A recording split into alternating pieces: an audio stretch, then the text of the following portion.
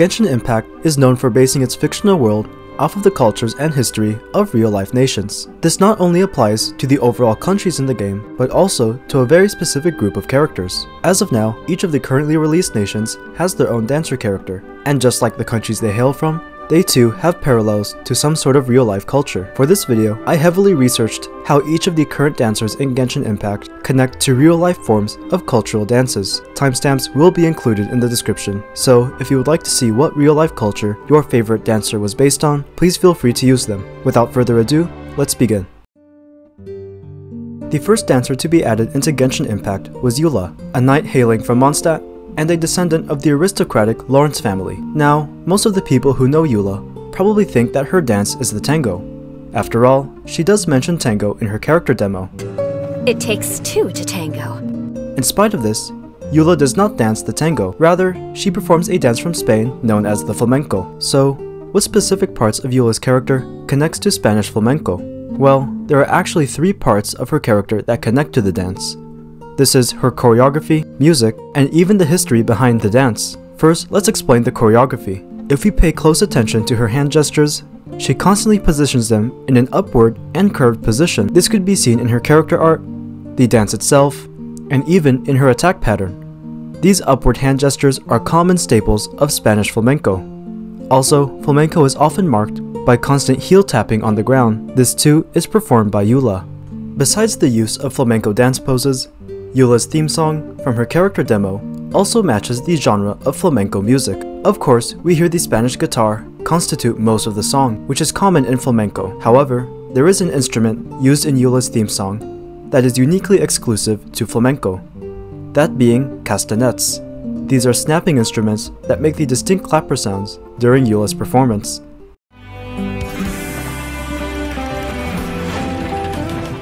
Lastly, the history of the flamenco dance is also fairly similar to Eula's dance.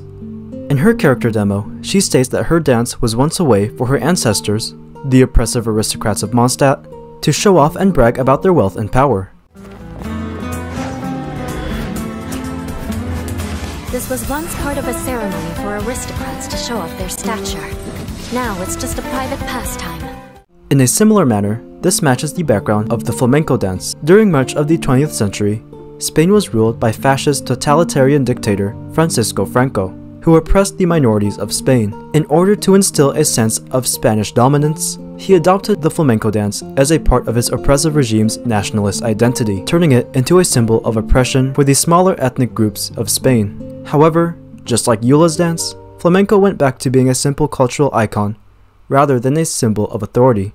Coming from Liyue, the country based off China, we have Yunjin. Just like her homeland, her form of dance is also inspired by Chinese culture. Her genre of performance is Chinese opera, or shichu. This is an art that combines music, dance, and storytelling and puts them onto the medium of a stage. This method of musical storytelling from Chinese opera is especially seen during the Lantern Rite, where Yunjin sings a ballad of Shenhe's story. In this genre, Yunjin's use of stretched vocals to tell a story is specifically known as changbai.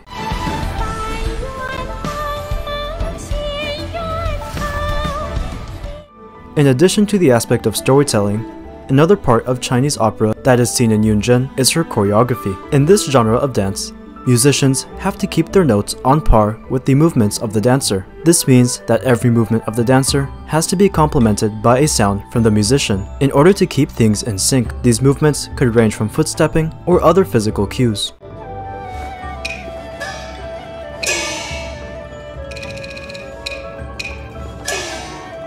It is not only choreography or storytelling of Yunjin that makes her so similar to Chinese opera, but her costume as well. Unlike other dancers in this video, Yunjin is the only one that seems to wear a considerable amount of makeup. These cosmetics actually bear significance in Chinese opera. Since we see red makeup on Yunjin, it actually goes in line with her story of Shenhe. Just like how Yunjin's story is about Shenhe's devotion and bravery, her red makeup's color often symbolizes the same exact themes in Chinese storytelling.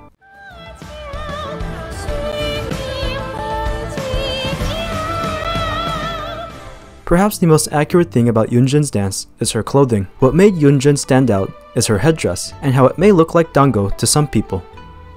The truth is, this is actually a traditional Chinese crown known as a Fengguan.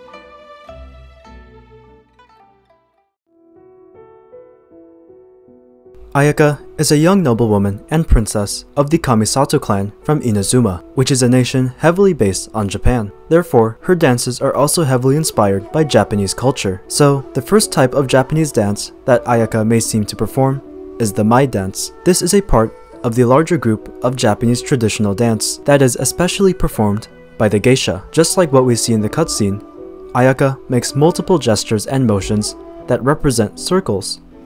This too is seen in Mai, which is often characterized by circular movements. Furthermore, both Mai and Ayaka make use of the fan. In Japan, fans symbolize someone's high social status, which is fitting for someone like Ayaka, who is of noble and wealthy birth.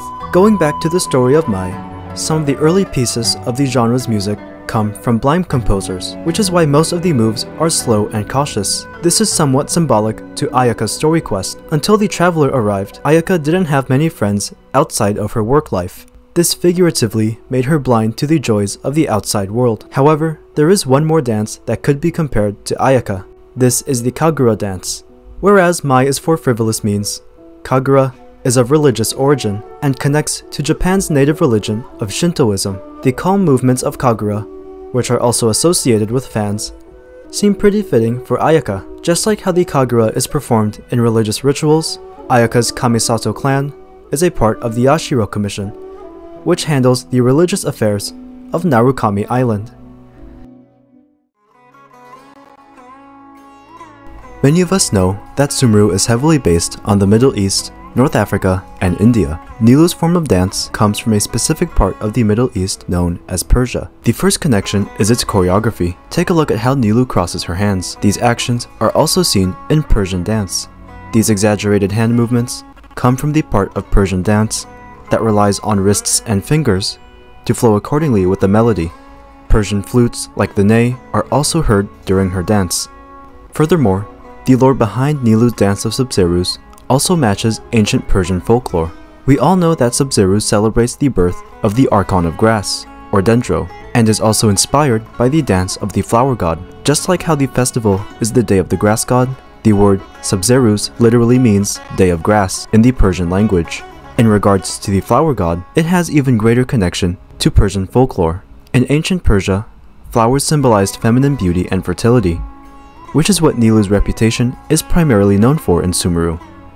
In addition, Nilou's horns, which she got from the god of flowers, also symbolize fertility in Persian culture. Most of all, the festival of Sabzeruz itself is also fairly similar to real Persian holidays, specifically the dance of Nowruz, which is Persian New Year. Just like how Sabzeruz celebrates Nahida's birth, the celebration of Nowruz takes place during the spring, a season that has been associated with the concept of birth for centuries. Perhaps the icing on the cake for Nilou's connection to Persian dance is her name. Nilou just so happens to mean water lily, or little lotus, in the Persian language.